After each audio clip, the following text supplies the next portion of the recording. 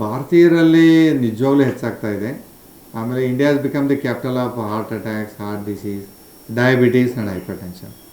ಆಮೇಲೆ ನಮ್ಮಲ್ಲಿ ಇತ್ತೀಚಿನ ದಿನಗಳಲ್ಲಿ ಆದಂಥ ಜೀವನ ಶೈಲಿ ಬದಲಾವಣೆಗಳು, risk factors, diabetes, smoking, obesity, ಆಮೇಲೆ ಸ್ಟ್ರೆಸ್ಸು, ಪೊಲ್ಯೂಷನ್ನು, ಇವೆಲ್ಲ ಕೂಡ ನಮ್ಮ ಭಾರತೀಯರಲ್ಲಿ ಹೃದ್ರೋಗಕ್ಕೆ ಹೆಚ್ಚಿನ ಪ್ರಮಾಣದಲ್ಲಿ ಎಡೆ ಮಾಡಿಕೊಡ್ತಾ ಇದ್ದೀವಿ.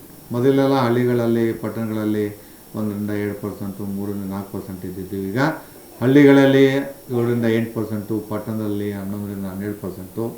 ಸುಮಾರು 70-80 ಮಿಲಿಯನ್, ಅಂದರೆ 7-8 ಕೋಟಿ ಜನ ಹೃದ್ರೋಗಕ್ಕೆ ಮತ್ತು ರಕ್ತನಾಳಕ್ಕೆ ಸಂಬಂಧಪಟ್ಟಂಥ ಕಾಯಿಲೆಗಳಿಂದ ನಮ್ಮ ದೇಶದಲ್ಲಿ ಬಳಲ್ತಾ ಇದ್ದಾರೆ. ಸೊ ಹೀಗಾಗಿ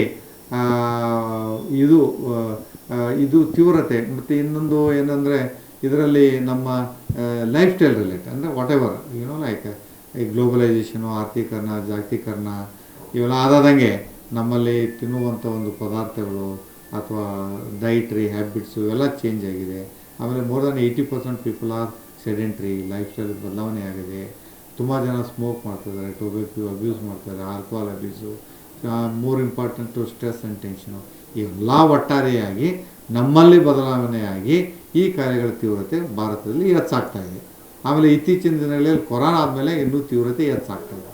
ಯಾಕಂದರೆ ಕೊರೋನಾ ಕಾಯಿಲೆ ಅಂತ ಹೇಳಿ, ಕೊರೋನಾ ಕಾಯಿಲೆಯಿಂದ ಬಳಲಿಲ್ಲವ್ರಿಗೆ ಅದನ್ನು ಲಾಂಗ್ ಕೋವಿಡ್ ಸಿಂಡ್ರೋಮ್ ಅಂತೀವಿ.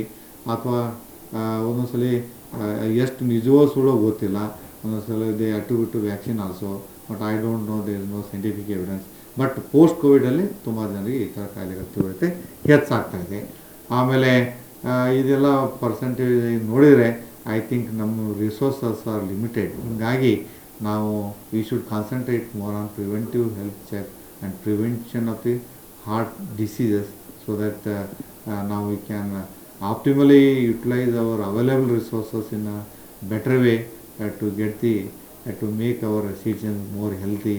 And at least they should walk about 30 minutes per day, 4 to 5 days a week, and times a week, and eat a healthy diet, avoid all junk food, and yoga, meditation, ಆಮೇಲೆ to quit smoking, tobacco, ಆಮೇಲೆ diabetes control ಮಾಡ್ಕೊಳ್ಳೋದು, cholesterol check ಮಾಡಿಸ್ಬೋದು, BP check ಮಾಡಿಸ್ಕೊಂಡು BP medicine ತೊಗೊಳ್ಳೋದು, ಇವನ್ನೆಲ್ಲ.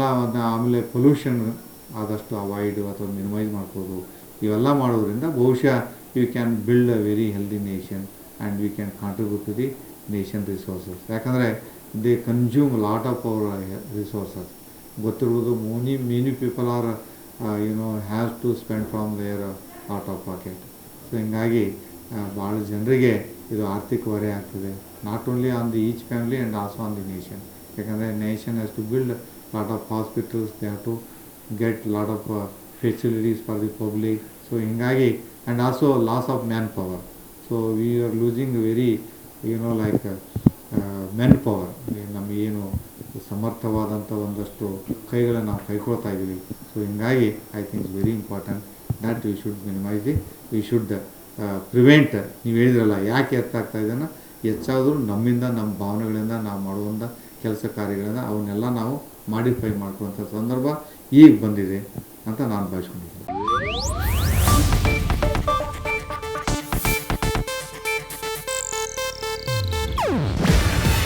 ಇದು Asianet news network ಪ್ರಸ್ತುತಿ. ನೀವು ನೋಡ್ತಿದ್ದೀರಾ ಏಷ್ಯಾನೆಟ್ ಸುವರ್ಣ ನ್ಯೂಸ್.